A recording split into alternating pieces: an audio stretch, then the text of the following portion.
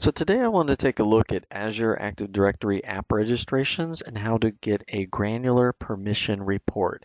Here we have an article from Microsoft talking about detecting and remediating illicit consent grants. That basically means permissions people shouldn't have, which is a new favorite attack vector for hacking in a cloud API-driven world. Determine the scope of the attack, how to confirm an attack, all of that kind of good stuff. So you may end up with a permission grant you're not supposed to have out there. Well, how do we really know which ones you have at all? When you go to the Azure portal, there are some ways of exploring a single app for its permission grants. So here we can go in and look at things like app registrations. We see we have a custom app.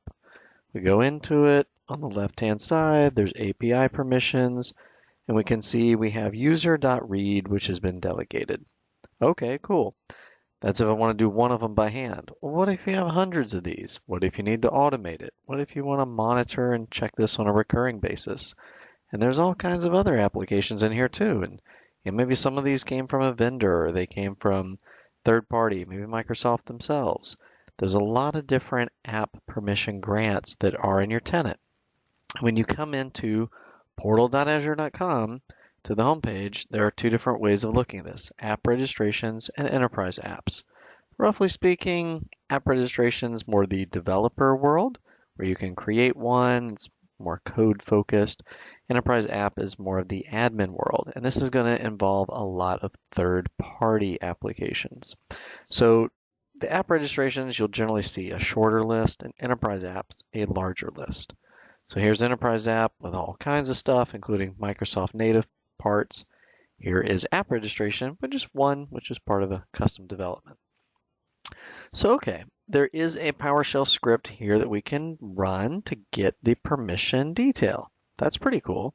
And here's the script itself with a synopsis of how to use it, some of the different parameters, and it goes through a couple of the different nesting to collect data. Basically, it appends all the different collected data into one big CSV and saves it. So we're going to go ahead and take this and copy it along with the connect Azure AD commandlet and give a live demo. So here we are on a PowerShell command line. We'll go ahead and do connect Azure AD. This is where we can log in. And after putting in our username and password, we'll go through an OAuth flow.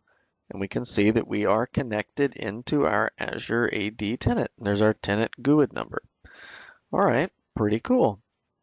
Next, back here on the Microsoft article, we want to take this particular PowerShell line, copy it to the clipboard, and bring it over to execute. Did get an error message because I need to start it off with / to match the PowerShell syntax. All right, so it's running, processing now. Looks good. All right, and with the script completed, we now have a file created, permissions.csv. Open it up, and yeah, there's a lot going on in here. We may take this and go view it a little differently in Excel. Excel is definitely more friendly.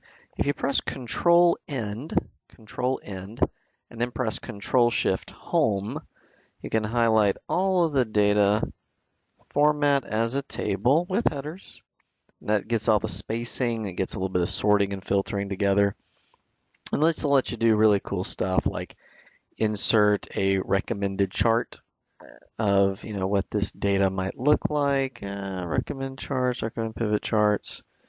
Yeah, here you go. So there's a couple of different ones about where they're coming from. Are they app principals? Count of permission by the client display. That's an interesting one. So this is just Excel kind of taking a guess at which attributes might be helpful. So we got a couple of different ones. Graph Explorer is in the lead with 20 permission grants. That's kind of a really big deal. But yeah, it's sort of interesting. There's a couple of different applications, grants, what the application name is, the ID number, what type of permission it has. That's a pretty good one. I don't know if that's in here as a recommended chart, but you get the idea. We can make ones of our own. We can filter things down. Maybe you only want to look at write events. There could be particular types of permissions you're looking for that are higher level permissions that you want to carefully audit. But this is a pretty cool script. You run the PowerShell, export to CSV, and then review the spreadsheet.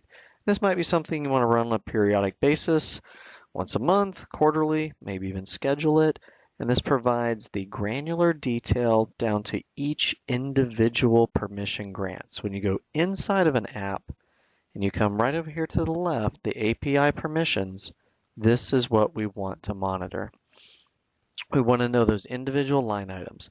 And if anything unexpected shows up, it would be great to have a facility for reporting on it. The more complex your tenant, the more applications you have, the more valuable this will be. Thanks for watching.